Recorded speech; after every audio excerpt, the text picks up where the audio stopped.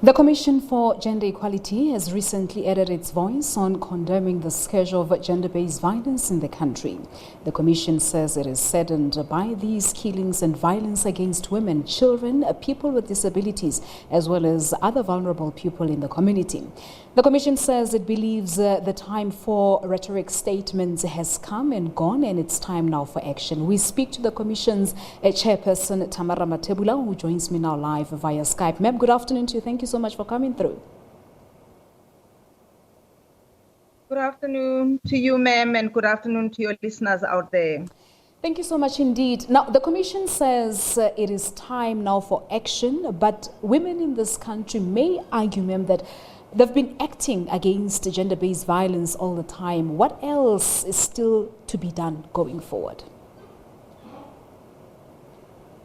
Yes, absolutely. I think there has been a lot of, campaigns. There has been a lot of, marches that have been staged throughout the country in different provinces as well as in different towns. But I think, and there's a lot of social media that has been created just to talk about this. I think the first and the foremost thing is we need to raise a lot of awareness around the scourge of gender-based violence in the country. So marches are not enough, but I think we need to educate each other. We need to talk more about it. We need to raise awareness, particularly in our communities, and targeting women, young women, older women, as well as children of our country.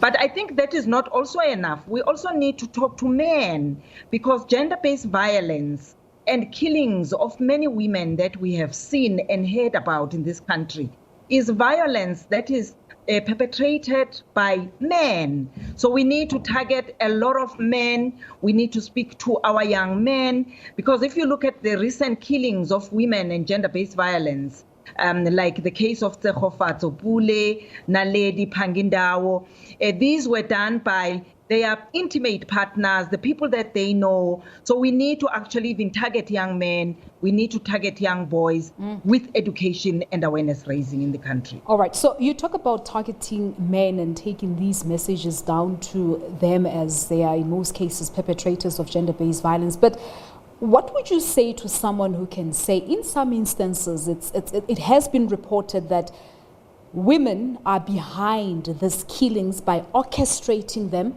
and then paying hitmen to carry out the jobs? So one can also argue to say that we are also in this mixture of gender-based violence as women, because in some instances, these killings are orchestrated by women themselves. Yeah, ma'am, I must say that it's a bit difficult to comment on that because we don't have evidence, absolute evidence to say that there was a woman behind a killing of another woman. So until the case goes to court and until all these allegations are proven beyond reproach that definitely there was a woman behind the killing of another woman.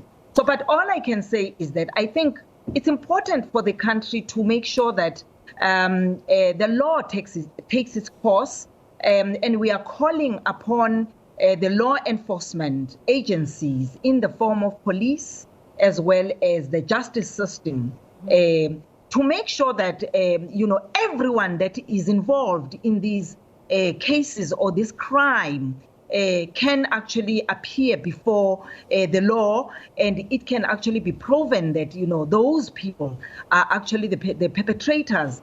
And we also have argued as the Commission for Gender Equality that even if you don't perform the killing or the gender-based violence yourself, but if you are found to be one of the people or an accomplice, you are as guilty as charged as the person that has actually done the killing or the violence or fundamentally violating the rights of another person. And you can actually be given a harsher sentence as well, like any other person. And I think as the Commission for Gender Equality, we have argued the cases and we have been friends of the court in cases like that, where we say there is a doctrine of common law, because you are part of the planning, you were part of the holding the woman down when the woman was killed or when the woman was raped. So we are arguing those cases, and we are winning those cases in court. Mathebula, there is also a gender-based violence strategic plan that came into being after that presidential summit on gender-based violence and femicide. And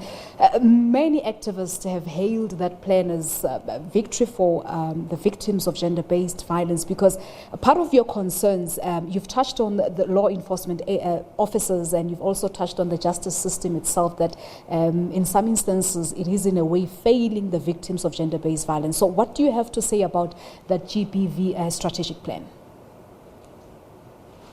Thank you for that question. Yes, it has taken us some years, and we have learned lessons from actually developing a strategic plan, a national strategic plan on gender-based violence, not only on gender-based violence, but on femicide. And this plan was actually approved by Cabinet 2 months ago. So the plan is out. What I can say from where I'm sitting is that I think we are quite excited as the sector, because at least there is a plan, there is a national framework, a guide that will actually be able to guide our efforts in terms of addressing gender-based violence. You will remember that as a country, we were working differently. We were not coordinated.